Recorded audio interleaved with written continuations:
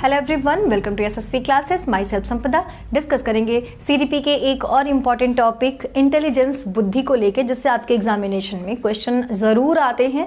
ठीक है, ये तो आप बिल्कुल नहीं कह सकते कि इस टॉपिक से क्वेश्चन नहीं आएगा, ज़रूर आएगा, वो भी देखिए। और मेरी पूरी उम्मीद है आप सभी अपने एग्जामिनेशन की तैयारी बहुत ही बेहतर ढंग से कर रहे होंगे, बहुत ही अच्छे तरीके से लगे होंगे इस समय। जैसे जैसे एग्जामिनेशन पास होगी आप सभी के दिल की धड़कनें भी बढ़ रही होंगी, लेकिन ऐसा नहीं करना है, आपको सोच समझ के अच्छे से पढ़ाई करनी है, डरना नहीं है, बहुत ही बेहतर तरीके से करना है ना। स्टार्ट करते हैं इस टॉपिक को। और हाँ, वीडियो पसंद आए तो लाइक से सब्सक्राइब भी जरूर करें। ठीक है, स्टार्ट करते हैं इस टॉपिक को। इंटेलिजेंस, बुद्धि। लगभग सभी को पता है कि बुद्धि क्या होती है। ठीक है, किस चीज को बुद्धि कहते हैं। सब आपस में बात करते हैं, मेरी बुद्धि तुमसे ज़्यादा अच्छी है, तुम्हारे पास बुद्धि ही नहीं है, अलग अलग तरीके की बातें, है ना। तो आज उन्हीं कुछ वैज्ञानिकों ने, कुछ लोगों ने अपनी विचार दिए, अपनी चीज़ों को बताया, उसके बारे में भी बात करेंगे। और ये बुद्धि वर्ड किसने दिया, ये सब चीज़, जितनी भी चीज़ें हैं, ये कुछ फैक्चुअल क्वेश्चंस भी आपके एग्जामिनेशन में आ जाया करते हैं। तो ये टॉपिक ज़रूर पढ़ें, बहुत ही बेहतर टॉपिक है, बहुत सारी चीज़ें जानने को मिलेंगी आपको। तो स्टार्ट करते हैं इसे, है ना।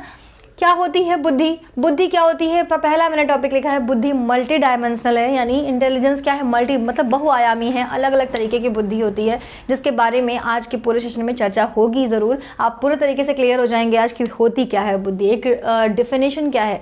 अलग अलग मनोवैज्ञानिकों ने अलग अलग तरीके की डेफिनेशन दी है। मैंने पहला यहाँ पे लिखा है प्रॉब्लम सॉल्विंग। मतलब बुद्धि क्या है? बुद्धि किसी भी प्रॉब्लम को सॉल्व करने की एक एबिलिटी है, एक कैपेबिलिटी है।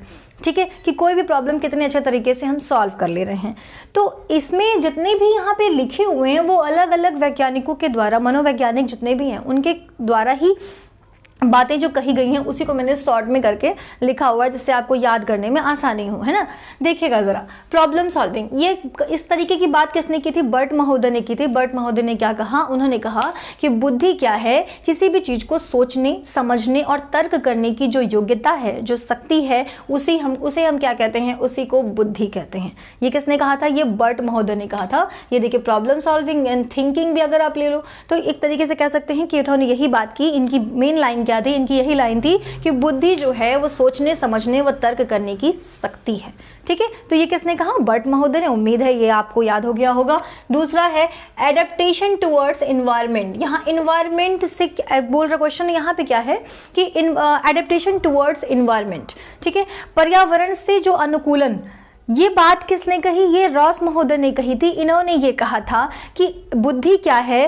पर्यावरण के साथ, इन्वायरमेंट के साथ जब हम चेतन अनुकूलन कर लेते हैं तो उसे ही बुद्धि कहते हैं। इनकी मेन लाइन क्या थी? इनकी मेन लाइन थी कि बुद्धि जो है वो पर्यावरण के आपका जो इन्वायरमेंट है या वातावरण कह लें, वातावरण से चेतन अनुकूलन ही बुद्धि है। यही लाइन थी उनकी कि वातावरण से चेतन अनुकूलन ही क्या है? बुद्धि है। मैंने उसी को लिखा है एडेप्टेशन टुवर्ड्स एनवायरनमेंट। ठीक है, ये कहानी किसकी थी? ये किसने कहा? रॉस महोदय ने कहा। बर्ट महोदय की लाइन ये थी, रॉस महोदय की लाइन ये थी। देखिए, सीडीपी में सीटेट में ये जो चीजें हैं कि ये किसने कहा, ठीक है, ये बात किसने कही, लगभग नहीं पूछते हैं। वो आपसे पूरी थियोरी बेसिस क्वेश्चन पूछेंगे, जो भी चीजें यहाँ समझाई जाएंगी उससे रिलेटेड हो सकता है क्वेश्चन पूछे। ये चीजें जो होती हैं ये कभी कभार देखने को मिल जाती हैं, लेकिन टेट में आपको ऐसे क्वेश्चन मिलते हैं कि आप ये बुद्धि, ये बात, ये लाइन किसने कही, ये लाइन किसने कही। तो वैज्ञानिकों के, अलग अलग वैज्ञानिकों की चीज़ें, तो बहुत सारे वैज्ञानिक होते हैं, बहुत सारे लोगों के अलग अलग कथन होते हैं, उसे याद करना थोड़ा कठिन हो जाता है। तो जब आप चीज़ों को शॉर्ट बना के चलेंगे, बेहतर तरीके से उसको एक एक क्लू बना के चलेंगे, तो आपको शायद याद हो जाएगा। ठीक है, तो स्टार्ट करते हैं इसको। आगे देखिएगा, एब्स्ट्रैक्ट थिंकिंग। ये किसने कहा? Abstract thinking. इन्होंने कहा, ये टर्मन महोदय के, यहाँ भी मैंने लिखा है टर्मन महोदय के द्वारा कहा गया ये बात थी। इन्होंने कहा कि बुद्धि जो है अमूर्त चीजों के बारे में, अब जो सोचना है, जो थिंकिंग है, ठीक है, उसी को हम क्या कहते हैं? उसी को हम बुद्धि कहते हैं। क्या? अमूर्त विषय हो। अमूर्त मतलब क्या? जिनको हम देख नहीं पा रहे हैं, जिनको बिना देखे जिन चीजों के बारे में हम सोच पा रहे हैं, ठीक है, वो क्या है? वो बुद्धि है, उसे बोलते हैं एब्स्ट्रैक्ट। यहाँ पे देखिएगा, रीजनिंग, तर्क करने के सकते हैं। मैंने न्यू सिचुएशन, नई सिचुएशन के साथ हमारा जो मस्तिष्क है, कोई नई सिचुएशन आ रही है, नई परिस्थिति आ रही है, तो हम उसको कितने अच्छे तरीके से उसको झेल पा रहे हैं, उन परेशानियों को या नई परिस्थितियों को किस तरीके से फेस कर रहे हैं, वो क्या है? वो भी एक बुद्धि है। वो बुद्धि का डिफिनेशन किसने दिया? इसका डिफिनेशन दिया मन महोदय ने। मन महोदय ने ये डिफिनेशन दिया। उन्होंने कहा कि नवीन परिस्थितियों के साथ मस्तिष्क की जो झेलने की नमनीयता है उसे हम कहते हैं बुद्धि। ठीक है, तो ये अलग अलग मनोवैज्ञानिकों के द्वारा अलग अलग बातें आपकी कही गई हैं जो कि सही हैं। आगे आप देखते हैं जरा, जन्मजात शक्ति है। बुद्धि क्या है? एक जन्मजात शक्ति है। बुद्धि हमें जन्म से ही मिलती है। बिल्कुल सही बात है कि बुद्धि जन्म से ही मिलती है, हेरिडिटी एस्पेक्ट है, मतलब वंशानुक्रम से आपको मिल रहा है, आप वंशानुगत आपको बुद्धि मिली हुई है, लेकिन उस पर प्रभाव तो एनवायरमेंट का भी पड़ेगा। तो यहाँ पे मैंने अगला लिखा है इन्फ्लुएंस्ड, ये इन्फ्लुएंस है, एक minute, influenced by environment, environment के द्वारा ये प्रभावित होती है। जैसे अगर एक बहुत ही अच्छा बच्चा है, उसकी बुद्धि बहुत ही तेज है, लेकिन वो बाहर निकला ही नहीं, एक रूम में उसको बंद करके आपने रखा हुआ है, उसने नई चीज़ें जानी ही नहीं, नई चीज़ें समझी ही नहीं, तो वो कितनी उसकी बुद्धि शार्प हो जाएगी। हम कई सारे अनुभवों से, कई सारे एक्सपीरियंस जब हमारे पास आता है ना, हम अक्सर करके कोई जॉब भी मिलती है तो हम ये चीज़ें ध्यान रखते हैं कि वो उसका एक्सपीरियंस कितना है, तो उसको एक अलग से एक मिलता है कि जिसका एक्सपीरियंस जितना ज़्यादा होगा उसको एक अलग नज़र से देखा जाता है कि हाँ वो ज़्यादा जानता होगा, क्योंकि वो नए नए अनुभवों को फेस कर चुका होगा, नई नई चीज़ों को उसने फेस किया, कई सारी प्रॉब्लम्स को सॉल्व किया होगा, फेस किया होगा, तो उससे उसकी बुद्धि और ज़्यादा, उसके अंदर चीज़ों को समझने की योग्यता और बढ़ गई होगी, उसकी बुद्धि और ज़्यादा शार्प हुई होगी। तो ये प्रभाव किसका पड़ता है? वातावरण का प्रभाव पड़ता है, इन्वायरमेंट का प्रभाव पड़ता है। ठीक है, अब कोई बहुत ही बेकार बच्चा है, बेकार नहीं कह सकते बच्चे को, सॉरी बेकार तो नहीं कह सकते, मतलब अगर जैसे टर्मन महोदय ने कह दिया कि ये एक जड़ बुद्धि कह दिया, मूर्ख बच्चा कह दिया, वो 0 से 0 to 25 IQ वाले, IQ की बात अभी हम करते हैं, तो उस बच्चे को हम कितना भी चाह लेंगे तो उसको 90 to 110 नहीं कर सकते।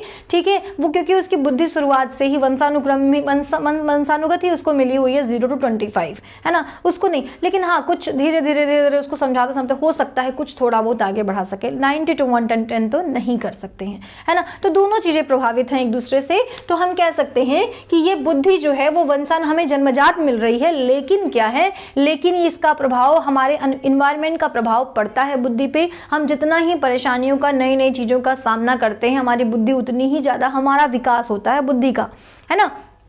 आगे चलिएगा जरा, आगे है वेरी इंपॉर्टेंट टॉपिक, क्या है कि बुद्धि का प्रयोग किसने बुद्धि के बारे में, बुद्धि शब्द का प्रयोग कहाँ से आया, है ना, कि बुद्धि का नाम किसने ले लिया, इसका नाम ले लिया किसने, गाल्टन ने बताया, बुद्धि का प्रयोग इन्होंने किया, गाल्टन महोदय ने, जिससे हम कहते हैं सुजनन शास्त्र का जनक, सुजनन शास्त्र का, इसे कहते हैं father of Eugenix, father of Eugenix. इन्होंने क्या कहा, इन्होंने कहा कि वही लोग जनन करें, वही लोग, सुजनन एक तरीके से हिंदी में भी आप देख लीजिए सुजनन, इसमें क्या है, इन्होंने कहा कि वही लोग जनन करें जो बेहतर हों, जो समाज में एक बेहतर पोजीशन पे हो, पोजीशन मतलब इन द सेंस वो सामाजिक हो, थोड़े से मतलब ऐसे ना हो कि चोर हैं, डाकू हैं, तो उनको उन्होंने कहा कि वो जनन ना करें, जनन वो करें जो एक अच्छे बेहतर इंसान हैं, ठीक है, तो वो जनन करे। तो सुजनन शास्त्र का इनको जनक कहते हैं गाल्टन महोदय को, है ना। आगे देखिएगा जरा, ये देखिए इससे रिलेटेड आपके फैक्चुअल क्वेश्चन भी कुछ बन जाते हैं जो मैंने यहाँ पे लिए हुए हैं कि बुद्धि शब्द का प्रयोग गाल्टन ने किया,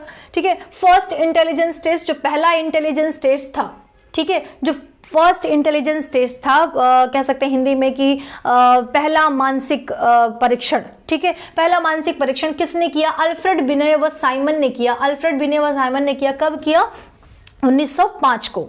अल्फ्रेड बिने व साइमन दो मनोवैज्ञानिक थे, अल्फ्रेड बिने का नाम स्पेशली लिया जाता है और साइमन जो है इनके सहयोगी थे। इन दोनों ने मिलके क्या किया, इन्होंने मानसिक आयु का परीक्षण किया एक तरीके से। तो पहला इंटेलिजेंस टेस्ट का अगर कोई कहेगा सबसे पहला इंटेलिजेंस टेस्ट कौन किया, तो अल्फ्रेड बिने ने, इन्हीं को, अल्फ्रेड बिने को इसका फादर कहते हैं, इंटेलिजेंस टेस्ट का फादर, ठीक है। आगे चलिएगा जरा, 1912 में 1905 में इन्होंने पहली बार परीक्षण की बात कही मानसिक आयु का, ठीक है। तो कोई पूछे कि मानसिक आयु शब्द का प्रयोग किसने किया, तो भी आप कह सकते हैं कि अल्फ्रेड बिने ने किया। आगे 1912 में सबसे पहले फॉर्मूला जो है आईक्यू टर्म की बात जो की, वो किसने की, स्टर्न महोदय ने की, कब, 1912 में, ठीक है। इन्होंने क्या कहा, स्टर्न महोदय ने एक फॉर्मूला दिया, IQ = MA/CA। आप सोच रहे होंगे कि आपने तो पढ़ा है IQ = MA/CA × 100, लेकिन यहाँ पे IQ is equal to MA/CA ही बस दिया है। जी हाँ, स्टर्न महोदय ने जो अपना फॉर्मूला दिया, उन्होंने अपने फॉर्मूले में IQ is equal to MA/CA दिया, जिसको रिवाइज किसने किया, उस फॉर्मूला को रिवाइज किसने किया, टर्मन महोदय ने किया। कब किया? 1960 में, 1912 में इन्होंने किया। 4 साल बाद ये अपनाए, इन्होंने अपना बताया कि ये फॉर्मूला होना चाहिए IQ is equal to MA/CA into 100। MA और CA क्या है? MA जो है उसे मेंटल एज कहते हैं और CA क्या है? क्रोनोलॉजिकल एज है। MA मतलब मानसिक आयु, और ये जो है मानसिक आयु है, और क्रोनोलॉजिकल मतलब आपकी जो वास्तविक आयु है। ठीक है, ये वास्तविक आयु है। अब मानसिक और वास्तविक का क्या सेंस है? मानसिक का मतलब ये है कि आप हैं, तो अगर मान लीजिए कोई है 25 साल का, लेकिन उसका दिमाग छोटे बच्चे की तरह काम कर रहा है ना, तो उसकी शारीरिक आयु तो 25 है, लेकिन उसकी जो एज है, जो मानसिक आयु है, वो एक तरीके से दी जाती है कि वो छोटे 5 साल के बच्चों की तरह काम कर रहा है। तो वो जो 5 साल है मानसिक आयु, तो वो मानसिक आयु 5 साल लिया जा रहा है, और शारीरिक आयु क्या लिया जा रहा है? 25 साल। इसके क्वेश्चंस आपको टेट एग्जामिनेशन में मिलते हैं कि इसका जरा IQ बताइए, या फिर कह दें इसमें से कोई एक गायब कर देते हैं, या तो मानसिक आयु, या तो क्रोनोलॉजिकल एज, या फिर क्या कह सकते हैं IQ। ठीक है, तो ये चीज गायब कर देते हैं, तो कोई एक चीज गायब कर देंगे, तो जो गायब करेंगे आपको निकालना होता है। ठीक है, अभी मैं बताऊंगी कि कैसे निकाल सकते हैं आप, वो भी समझाते हैं, अभी करते हैं। तो इन्होंने बस 100 जोड़ा था, 100 जोड़ के इन्होंने बताया कि ये चीज 100 का मल्टीप्लाई करके इन्होंने बताया कि ये आपका फॉर्मूला बेहतर होगा, और यही इस तरीके से हम IQ निकाल सकते हैं। ठीक है, इस तरीके से हम IQ निकाल सकते हैं। किसने कहा था? टर्मन महोदय ने कहा था। ठीक है, तो कंप्लीट हुआ ये। अभी बताते हैं कि ये कैसे निकलता है। पहले बात करते हैं बुद्धि लब्धि व उसकी स्थिति। IQ मतलब बुद्धि लब्धि। ठीक है, हिंदी में बुद्धि लब्धि बोलते हैं। तो जिस भी बच्चे का जो आपका अगर 0 to 24 उसका IQ अगर है, तो उसको बोला जाता है इडियट, या फिर जड़ बुद्धि, मूर्ख। इसी को टर्मन महोदय ने कहा, हालांकि नहीं कह सकते अब हम मूर्ख नहीं कह सकते किसी बच्चे को, तो लेकिन उसको हम जड़ बुद्धि, ये जो आप कह रहे हैं टर्मन महोदय ने कहा है। ठीक है, तो टर्मन महोदय ने एक कॉन्सेप्ट दिया कि 0 to 24 जिनका IQ होगा वो जड़ बुद्धि वाले बच्चे होंगे। 90 to 110 जिसका होगा वो कौन से बच्चे होंगे? वो एवरेज बच्चे होंगे, सामान्य। जैसे हम मतलब अधिकतर लोग 70-60% के लोग हमारे देश में, या फिर कह लें कि वर्ल्ड में, ये इस टाइप के लोग हैं, सामान्य बुद्धि वाले, 90 to 110। ठीक है, उसके बाद जो आते हैं 140 से ऊपर। आप सोच रहे होंगे बीच वाला कहाँ है? बीच वाले भी पूरा लंबा सा एक सीरीज है जो उन्होंने दिया था, टर्मन महोदय ने पूरी एक लिस्ट दी है, जो बहुत ज्यादा उसमें से क्वेश्चन नहीं आएंगे। मेनली ये 4 जो आपके हैं, यहाँ पे 3 दिखाई दे रहे हैं, यहाँ पे एक 70 होगा, 70 to 75, मतलब ये जो आता है एक बॉर्डर लाइन आती है यहाँ पे, ये बॉर्डर लाइन है। Border line in the sense मतलब ऐसी बुद्धि जो उसको मूर्ख नहीं कर सकते, उसको एवरेज से थोड़ा सा कम, एवरेज से थोड़ा सा कम, मतलब इस टाइप के बच्चे, तो वो बॉर्डर लाइन में आते हैं। तो ये 4 ही आपको ज्यादा पूछे जाते हैं। 0 to 24, 70 से 80 पूछा जा सकता है। 90 to 110 में कौन से बच्चे आते हैं जिनकी IQ 90 to 110 होता है, वो कैसे होते हैं? वो एवरेज होते हैं, सामान्य बच्चे होते हैं। और 140 से भी जिसका ऊपर चला गया, 140 से भी ऊपर चला गया, तो वो कैसे बच्चे हो गए? वो बच्चे कैसे हो गए? गिफ्टेड हो गए। बच्चे कैसे हो गए? गिफ्टेड हो गए। अगर 120 भी कह देता है ना, यहाँ पे 110 के बाद 120 से भी अगर आ जाता है, उससे भी ज़्यादा 120 या 120 से ज़्यादा भी रहेगा, तो आप उसको गिफ्टेड बच्चों में काउंट करेंगे। ठीक है, तो ये जो होते हैं वो गिफ्टेड बच्चे होते हैं। गिफ्टेड का मतलब क्या होता है? गिफ्टेड का मतलब वो होता है जिनके अंदर वो जो बच्चे होते हैं उनके अंदर बेहतर एबिलिटी, सबसे बहुत ही अच्छी एबिलिटी हो। ठीक है, उनका जो भी योग्यता है, जो भी चीज़ें हैं, वो बहुत ही हाई लेवल की हो, आप कह सकते हैं। जैसे ये रेंजुएली का मैंने मॉडल बताया था आपको, किसी वीडियो में मैंने बताया होगा। रेंजुएलीज मॉडल एक बार जरूर चेक कीजिएगा वीडियो में, वो मॉडल मैंने बताया था। वहाँ पे आपको बहुत ही बेहतर तरीके से इन गिफ्टेड बच्चों के बारे में एक दिया होगा, मैंने डायग्राम बनाया होगा इस तरीके का। जरा देखिएगा, ACC मैंने लिखा है, A for ability, C for creativity और C फॉर कॉम्पिटेंस। ठीक है, एबिलिटी मतलब योग्यता, बच्चों के अंदर बहुत ही हाई एबिलिटी हो, उनके अंदर योग्यता बहुत ही अच्छी हो। C बहुत ही हाई क्रिएटिविटी वाले बच्चे हों, क्रिएट करें, कुछ नया सृजन करने के उनके अंदर हाई मतलब एबिलिटी रहे, उसकी क्रिएटिविटी कर पाए। और कॉम्पिटेंस है, कॉम्पिटेंस मतलब भी क्षमता होता है, लेकिन दोनों में अंतर है। एबिलिटी का मतलब ये है कि आप एबल कितने हैं, ठीक है, आपकी योग्यता कितनी है। लेकिन अगर आप उस चीज को करेंगे ही नहीं तो आपकी योग्यता निखर के आएगी कहाँ से, है ना। तो कॉम्पिटेंस मतलब बच्चे के अंदर ये चीज़ें हैं कि करना ही है, ये काम मुझे करना है, मतलब करना है, तो वो हाई कॉम्पिटेंस है उसके अंदर। तो वो क्या है, गिफ्टेड बच्चा है जिसके अंदर बहुत हाई एबिलिटी हो, हाई क्रिएटिविटी हो और हाई कॉम्पिटेंस हो। ठीक है, आप रेंजुलिस का मैंने मॉडल वहाँ पे बताया होगा, आप उसे वीडियो में ज़रूर देखिएगा, तो आपको पूरा चीज़ें यहाँ पे क्लियर हो जाएंगी। ठीक है, अब इतने के बाद मैं आपको बताऊं कि ये मैंने लिखा है मल्टीपल इंटेलिजेंस, ये कुछ चीज़ें इसके अलावा अगर कोई आपसे पूछे कि मल्टीपल इंटेलिजेंस की बात किसने की, मल्टीपल इंटेलिजेंस का मतलब होता है बहुबुद्धि। बहुबुद्धि सिद्धांत किसने दिया आप ये भी बता सकते हैं, तो हार्वर्ड गार्डनर जी ने दिया। इन्होंने बताया कि 8 तरीके की बुद्धि होती है।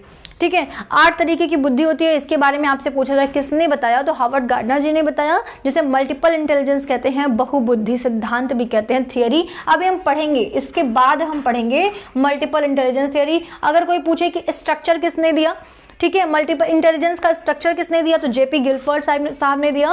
उन्होंने बताया कि कन्वर्जेंट थिंकिंग और डाइवर्जेंट थिंकिंग क्या होती है। मैंने एक और वीडियो बनाया था, उसमें सारी चीज़ें ओपन एंडेड क्वेश्चन और close ended question, convergent thinking, divergent thinking, बहुत इंडक्टिव मेथड, ठीक है, ये सारी चीज़ें एक वीडियो में मैंने कवर करके बताए हुए हैं। तो वो वीडियो भी अगर आप देखते हैं तो वो आपका 1-2 नंबर 2-3 नंबर के क्वेश्चन क्लियर कर देगा। ठीक है, तो उसे ज़रूर देख लीजिएगा। तो यहाँ जेपी गिलफर्ड साहब ने कन्वर्जेंट थिंकिंग और डाइवर्जेंट थिंकिंग के बारे में बताया। एक और लोग बहुत महत्वपूर्ण है बुद्धि के बारे में जिन्होंने बात की, वो कौन थे, वो स्टर्नबर्ग साहब थे। त्रितंत्र सिद्धांत दिया,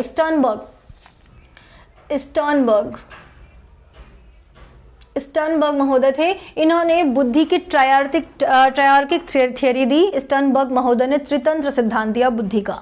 ठीक है, तो ये बात रही। अब ये वीडियो बहुत ही लंबा चला जाएगा, अगर मैं थियरी की भी बात इसमें कर लूँ तो ये थोड़ा सा लंबा होगा। इसलिए एक जो मल्टीपल इंटेलिजेंस है, 8 प्रकार की बुद्धि है हार्वर्ड गार्डनर साहब की, और जो थियरी है वो भी उसकी भी बात होगी। नेक्स्ट वीडियो जब हम लेंगे तो उसमें उन चीज़ों की बात करते हैं। ठीक है, ताकि वीडियो भी लंबा ना हो और आप थोड़े से क्या कहते हैं, आप ये ना सोचे कि बोर हो रहे हैं आप। ठीक है, तो इतना ही है। आगे जितनी भी थियरीज होंगी उनकी चर्चा अभी हम करते हैं नेक्स्ट वीडियो में। ठीक है, तो अगर वीडियो पसंद आई हो तो लाइक शेयर सब्सक्राइब भी ज़रूर कर दें। Thank you, have a nice day.